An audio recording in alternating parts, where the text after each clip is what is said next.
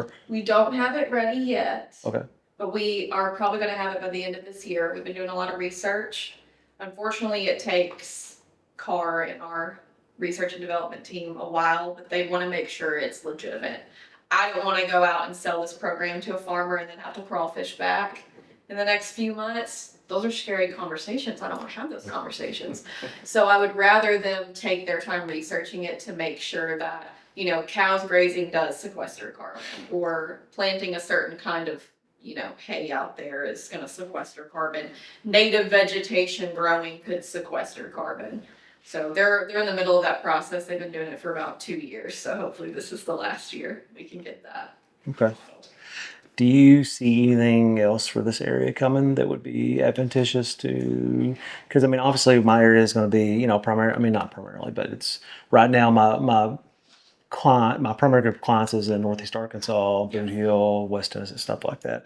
So I'm just trying to think of what I can bring to the table for them, and because before I sign new people, I'm going back to my clients I've already have to say, hey, what do you think about this? And let's add this in and kind of see what we can ease in there before I start, saying it to anybody else that's new.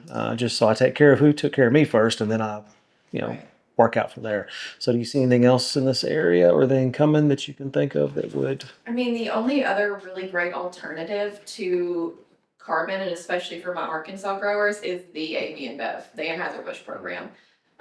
You've been in it for a while. Mhm. I'm sure hopefully you have great things to say about it. Yeah. So that's a great program. And then for the cotton guys, we do the same thing, but for North Face. And then we also have a deal with Nestle for wheat. So we've got 3 great source programs going on right now. We're working on getting corn in next. That should be at the end of the year as well. But as far as carbon, we've got 19 crops. That's more than any other company has. Unfortunately, rice is not one of them. I have been asking for tobacco and sweet potatoes too because of my Carolina guys. But I would say source would be the next best thing to get a quick payment on premiums on grain. You mentioned the Anheuser-Busch thing a couple times. I don't know. I'm not familiar with that. What is that program with it? I'd rather let Jeff explain it since he's been in it for a while, and I don't work on the rice team anymore. So that's a contract production for Anheuser-Busch, which they have a mill in Jonesboro. I think that may be their largest. It is the only mill. Yeah. No, they had one in California too, I think. But anyway, that's their largest sourcing of rice for Anheuser-Busch for all of their brewing products.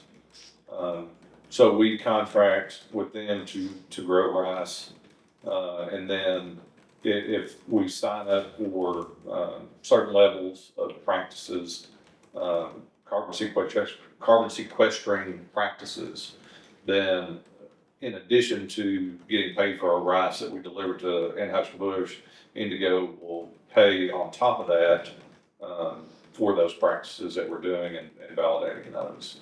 So it's worked out. We're already working with Anheuser-Busch anyway and growing the rice and selling it to them.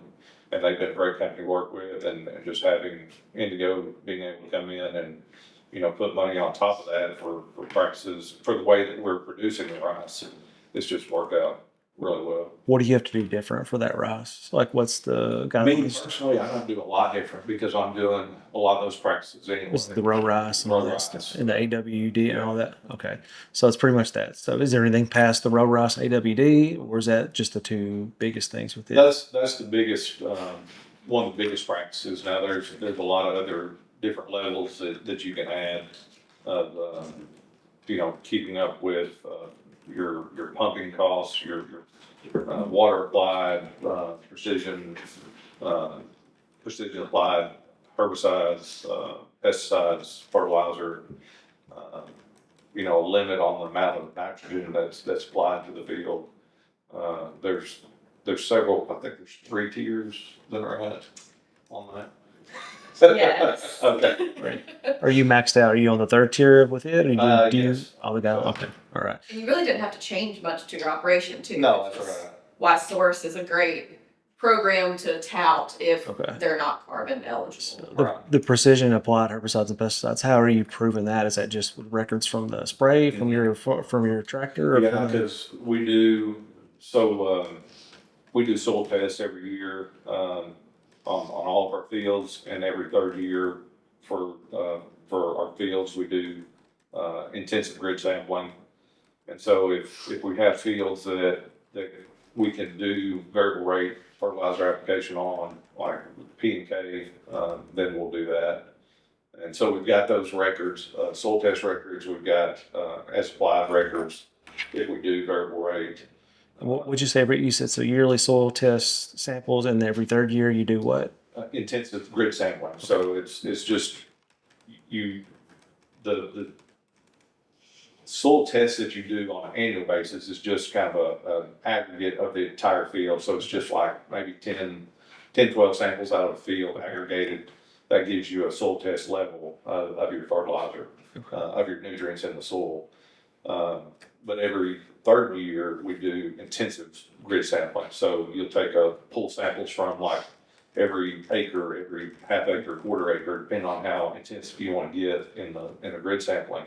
And that will build you a map of the nutrients in the field on that grid basis. So then you can take that, go back and do a variable rate application across that field. So you typically don't reduce the amount of fertilizer you put out, but you're putting it out where it needs it the most. Okay. So it's more precise application. That's for the variable rate fertilizer application. Okay. Is that something? So when you're doing the variable rate fertilizer application, what are you putting that out with? Is that a tractor, Amazon, or? It's typically done with a fertilizer rig, a airflow. I think they do have some spinner rigs that can do it too, but we typically do it with the airflow. And they vary the rate that's being applied as they go across the field, and it's done automatically. So it's got the gates that open and close based off the grid, stuff like that. Okay. I was just thinking about from, those that I showed you, like with the umbrella sedge and stuff Yeah. like that, those prescription maps for the different sprays. And so I was just thinking ahead for going back up to which now I guess if you're going to do the chemical burn down with it, you wouldn't do variable rate with it because you just want to take it all down. Typically, you're not going to do with pesticides. You're not going to do variable rate on that. But what you are required to do on some of these practices is to do precision application. So they'll have nozzle shutoffs, so you're not getting a lot of overlap. GPS. Of course, it's all done GPS swapping now. So, but having the ability to have nozzle shutoffs, so you're not getting a lot of overlap. That's kind of what they're looking for on some of those practices. All right. I think that's about what I got the most questions about. Anything else you think we had one over, Jeff? Anything else? The only other thing that we were talking about, he was looking for a place for drones to fit. I said, there's some way you could validate that the emissions from drone applications are less than doing it with a ground rigger and airplane. Then I mean, that's a good point. Yeah, I could definitely send that up the ladder. What is that? Just we're So- flying less, or yeah, I mean, if you're doing application by drone, which is electric, of course you've got charging from your generator, but if your carbon footprint is less with doing a drone application than it is with an airplane or with a ground rig, and you can validate that, then you've got something. Yeah. Yeah. No, that's a great point. well, the thing. I mean, my dad is for 400 acres we use 10 gallons of gas, and the airplane uses 83. I think is what. There you go. Well, if we could get a car to validate that, that might be a practice change where I could take you to different farms and say, if you use a drone, use his services, that counts as an additionality. That's right. So how would we validate that though? We'd have to go through CAR and make sure that they could run it. What's CAR? Climate Action Reserve, they're our verifying body. So they do research on it with our research and development team, and they can actually test that and find some some way to collect that. I'm not really sure how to collect that information unless it's just Well, it would on our system through the computer.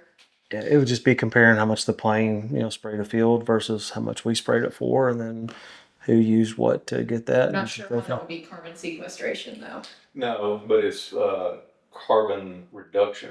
Right. Yeah, because our carbon footprint would be because we're technically when you add it all together we're carbon negative just with what we're able to put out because we're 10 gallons of gas a day for a generator is all we use. Yeah. We don't have any other emissions or anything else going into the environment. Yeah, I'd have to send that up to people who get paid way more than me to figure that out. Yeah, and then I guess we could also look at I don't know if this. I mean, this Jeff is inverter versus a diesel versus that. If those are different emissions into the environment. Yeah, probably. I mean, I mean, the difference in that, you're probably not gonna get a whole lot of difference, but, the difference between 10 gallons of gasoline versus, 83. Yeah, yeah, that's that's a big difference. Right. I mean, and like I said, if that can be validated, then you've got something. And that can be really important to farmers too to save money. Yeah. So